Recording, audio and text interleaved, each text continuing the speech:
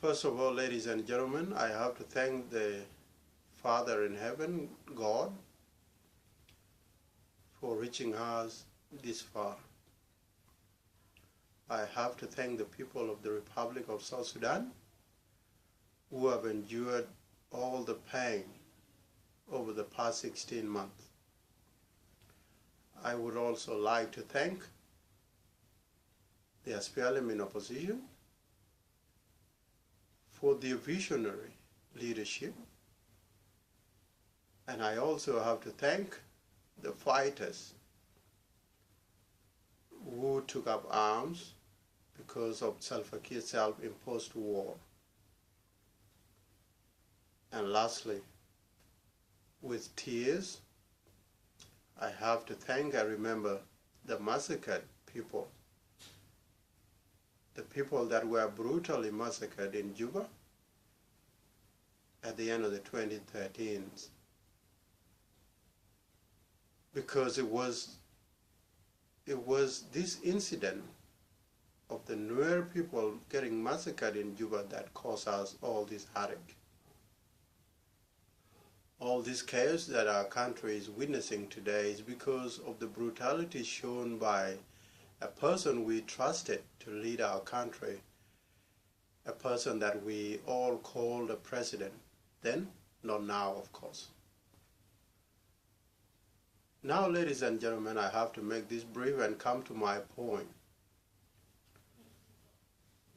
The reason of this video is to address the fundamental issue that our people have been talking about on the mass media, on face-to-face, and on all the other networks that you can manage to communicate through.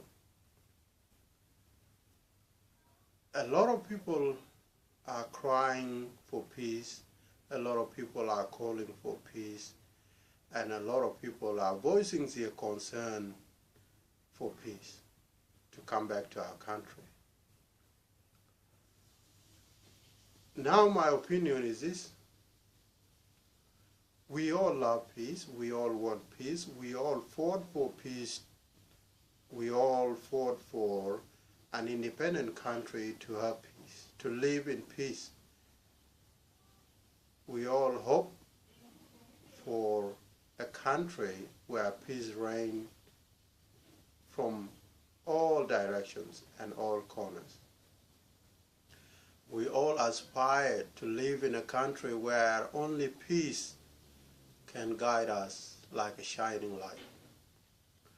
Unfortunately, all those aspirations that we have endured or that we have had over the years have been destroyed by Salva Kiir's self-imposed war in 2013.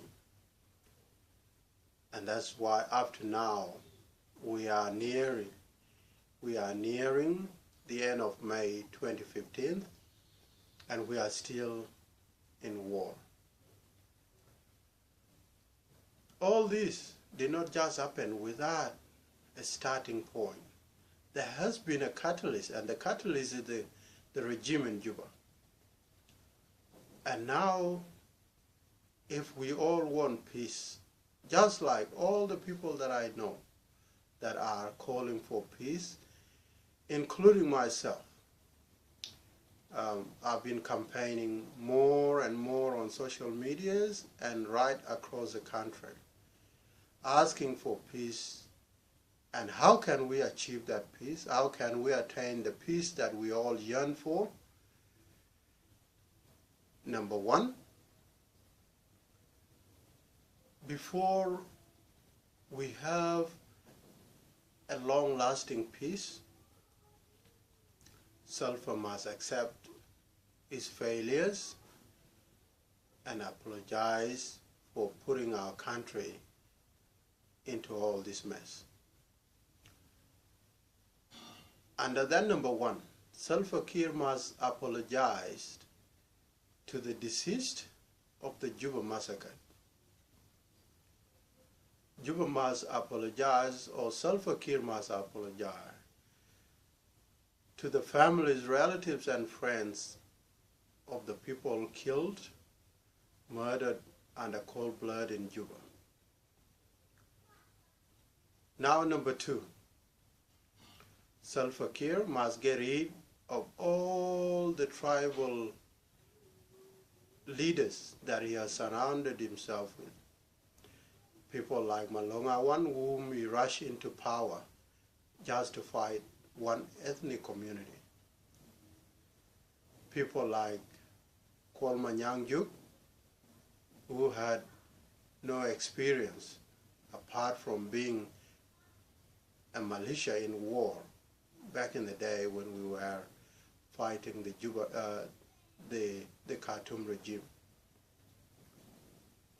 People like Malaka Yuen, who sit behind his own fence and put the flag of South Sudan, a proud flag that we all fought for, tied it down on his fence,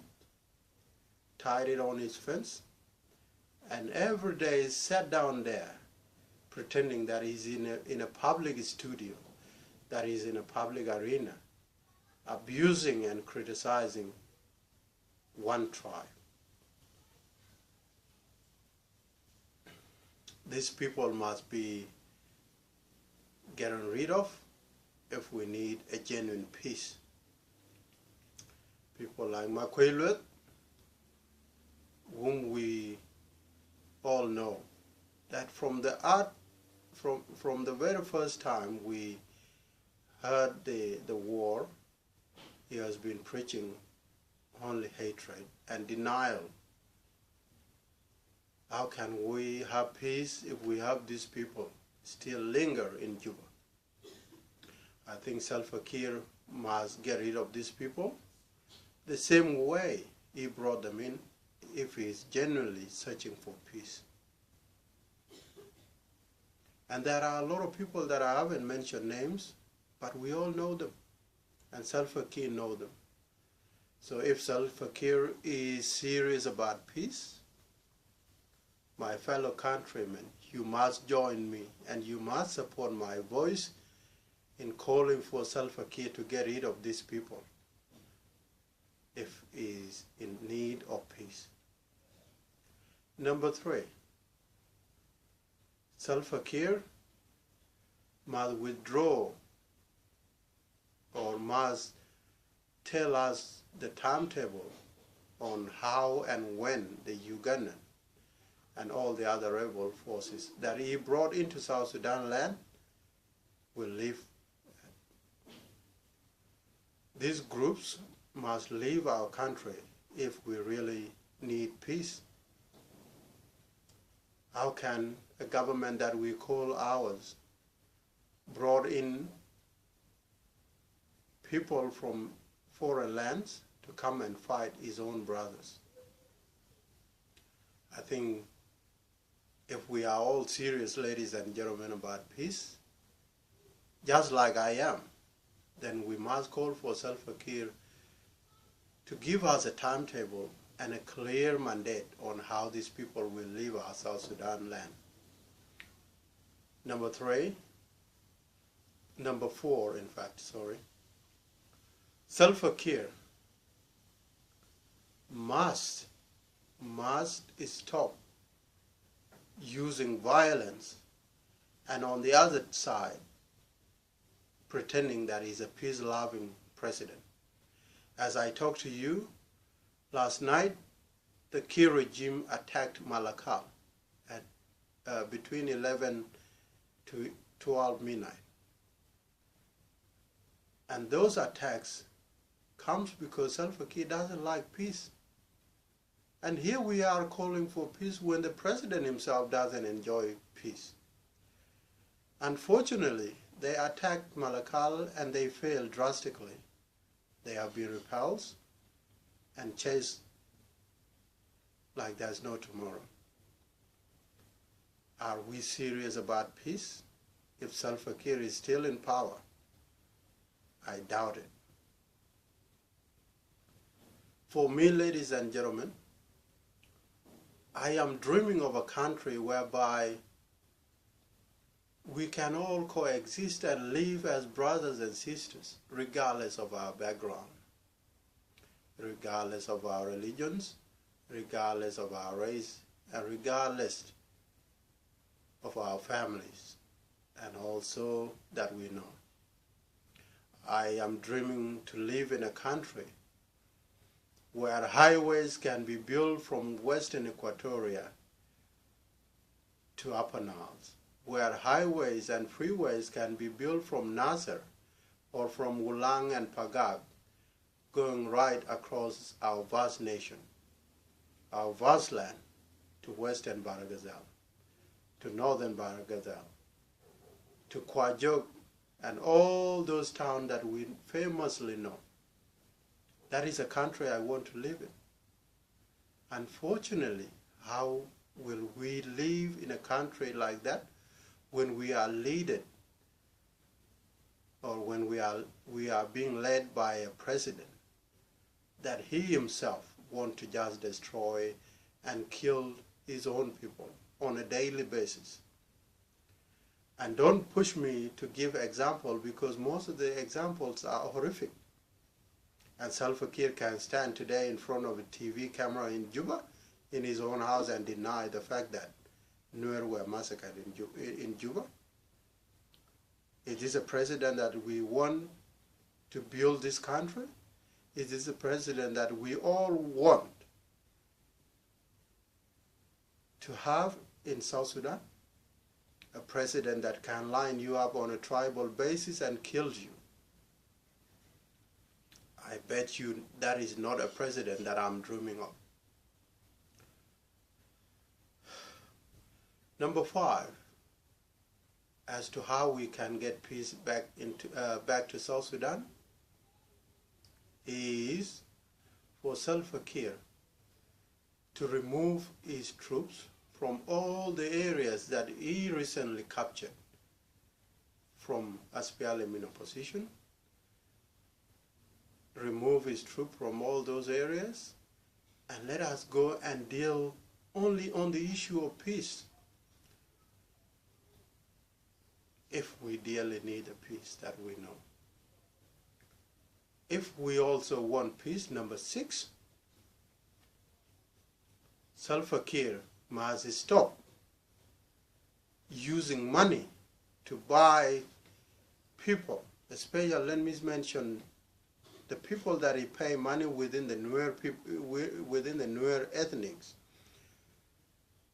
He gives them money, send them out to go fish for more Nuer to join the regime. It's not happening. You have done that for the past year, and it's not happening, Mr. President.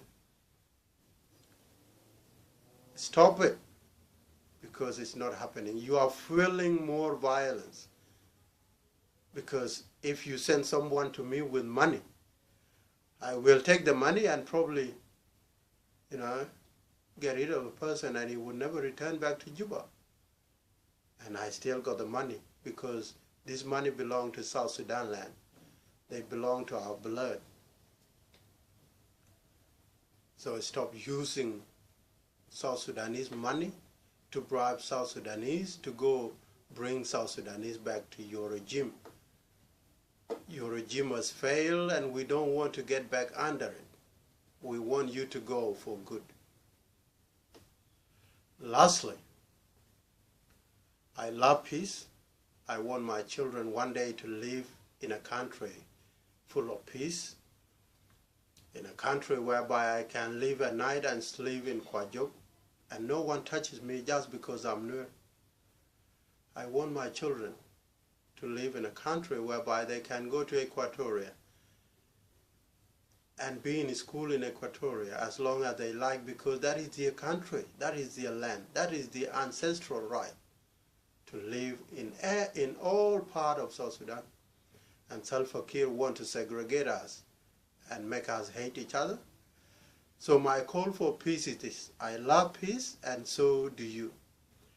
And if we are genuinely in search of peace, peace will come if only we pressure Juba regime to stop all the aggression and seriously sit on the table as brothers and sisters in search of peace. Then peace will come. All in all, more will come from me, Thank you, and I thank God. May God